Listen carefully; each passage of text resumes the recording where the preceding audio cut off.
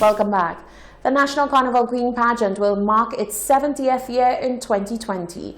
The committee says there are big plans and surprises in store to ensure that the milestone is commemorated in fitting style. A selection process for the National Carnival Queen pageant has begun in earnest with the hosting of the 2020 auditions. 14 ladies presented their best in swimwear, talent, evening wear, and interview segments. A final 8 will be selected from the pool of 14. Chairperson of the National Carnival Queen pageant committee, Trevor King, says this year's pageant promises to be one for the books. We thought it was important to rebrand. And in that rebranding, we are going to give St. Lucia something special that is needed for a very long time. So we're going to rebrand. I cannot say too much because we're still in the process of getting everything finalized.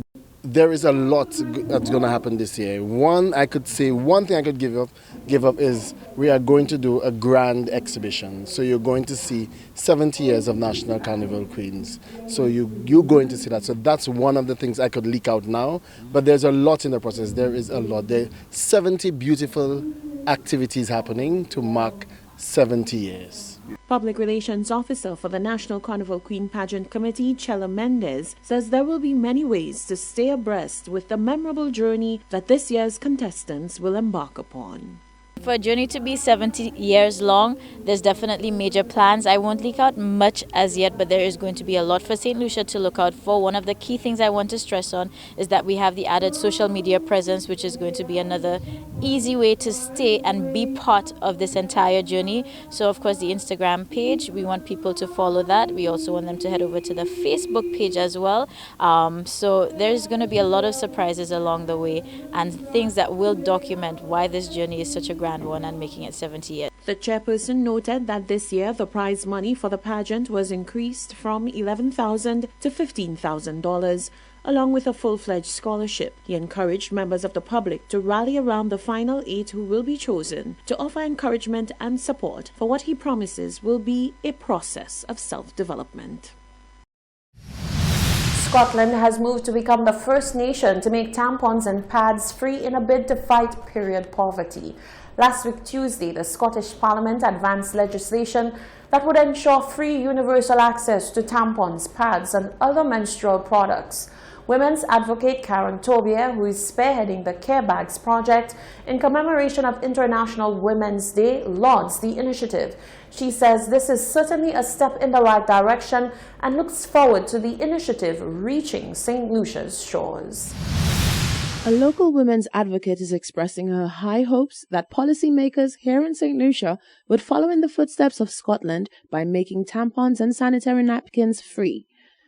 On Tuesday last week, the Scottish Parliament advanced legislation that would ensure free universal access to the menstrual products in a huge stride for the global movement against period poverty. Karen Tobier called the initiative wonderful as she expressed her belief that sanitary products for women is something that is all too often overlooked as a necessity for women and girls across the globe. It is something that you, as a woman, you really cannot do without. You know, gone are the days when we use the cloth. It has become something that is absolutely necessary for not even for women, for girls, because it really, some people start at such a young age, and so it really is one of those things that consideration needs to be given to, and a lot of times we forget how necessary it is. So I think it really is a wonderful initiative, and the shame sometimes that people have attached to it will not be there if it is available somewhere and it is free. I mean, I can speak as a teacher sometimes of students who actually desperately needed a sanitary napkin at the time at school, and they didn't know how to come to you to ask for one. So if it is available and it is free and they know where it is, then that really is a brilliant initiative. I'm happy that Scotland has started a movement. Well, I hope it is a movement and it catches on in the rest of the world.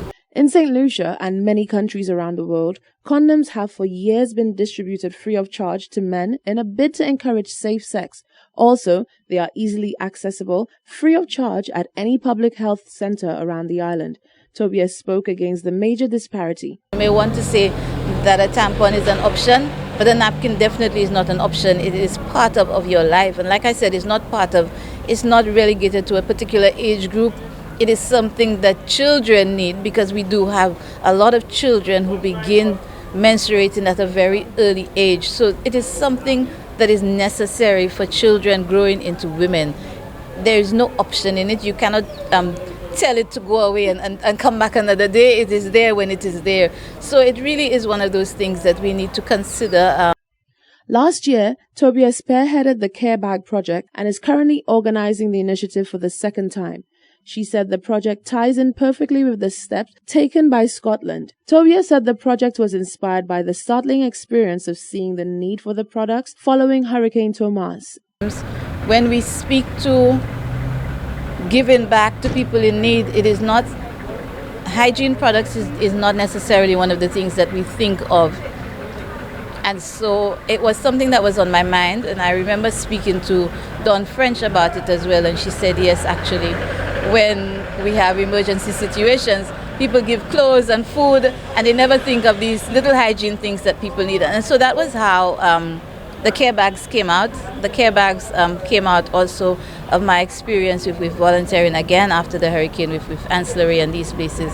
And I realized that there is actually a huge need for that type of assistance, especially for single mothers. I think as a mother, we all know if you're a mother, a mommy, you're thinking of getting everything for the children before you get it for yourself. And out of that, I realized that we have a lot of women, single parents, young ladies as well, who really cannot afford to give themselves some of these little basic things that we take for granted.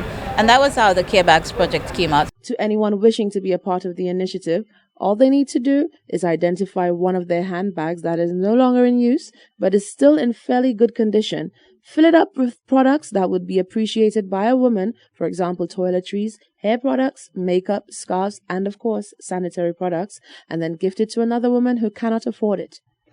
The distribution of donated care bags will be made over the coming weekend in different communities across the island.